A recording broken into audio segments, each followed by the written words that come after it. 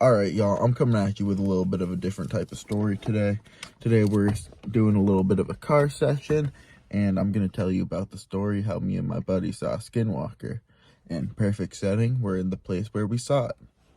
So this story started off like my sophomore year. We'd just gotten our licenses, and we were bringing one of my buddies home from like chilling at the house. We smoked and he got zooted and had to go home.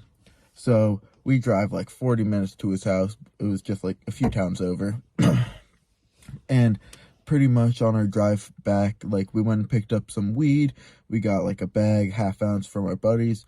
And then we're driving home on the highway. And it's about midnight. It's like 11 p.m. to midnight, pretty late.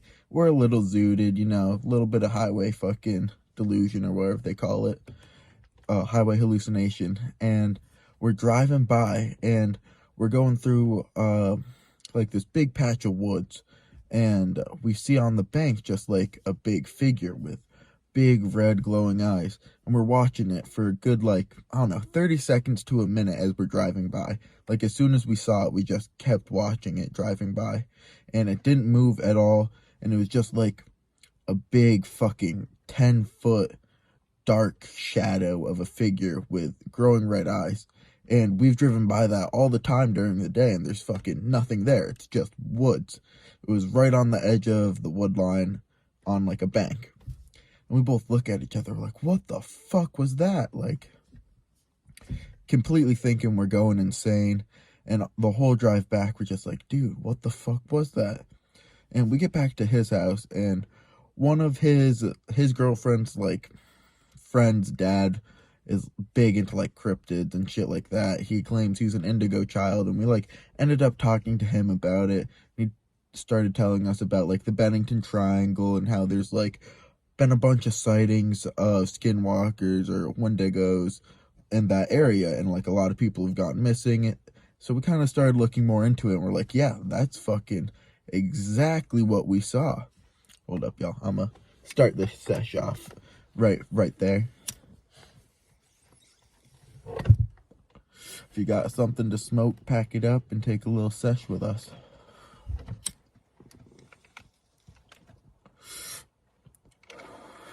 But we started looking more into it, and there were a lot of weird sightings in that area where we grew up. It's like the upper part of the Appalachian Mountain Trail.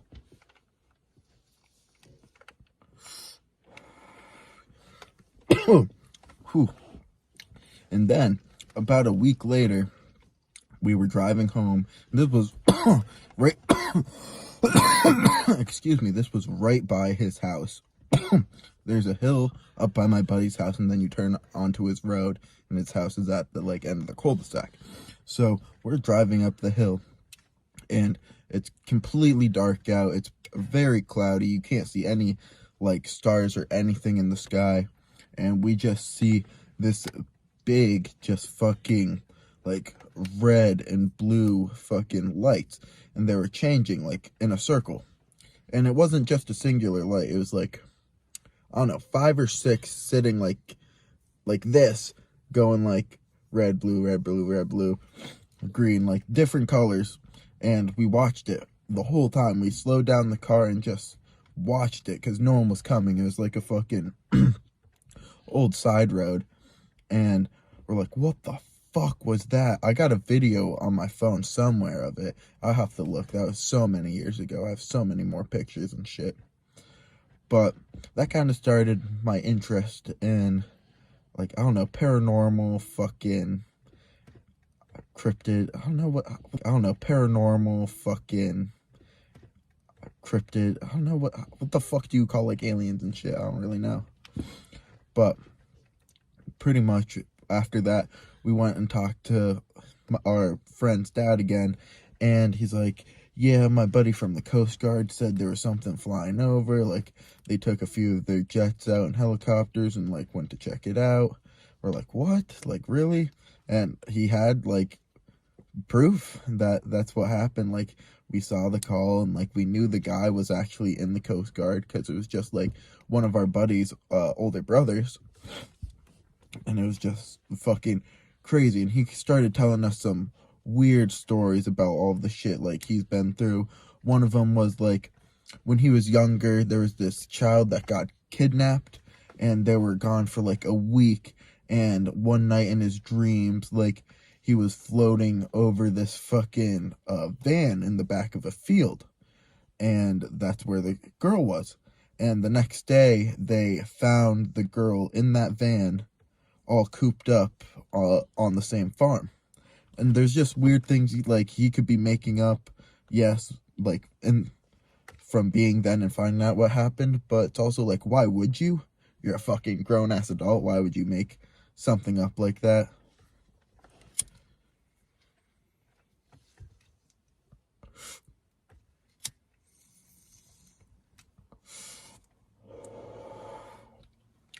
But then he started going into more of the shit about how he's an indigo child, how he's like been contacted by the FBI a few times and like questioned by the government about the things that he's seen.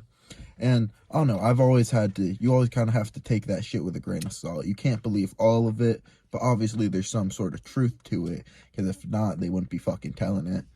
Like, you can't really tell a good story off of something that didn't completely happen. You kind of get lost in the details.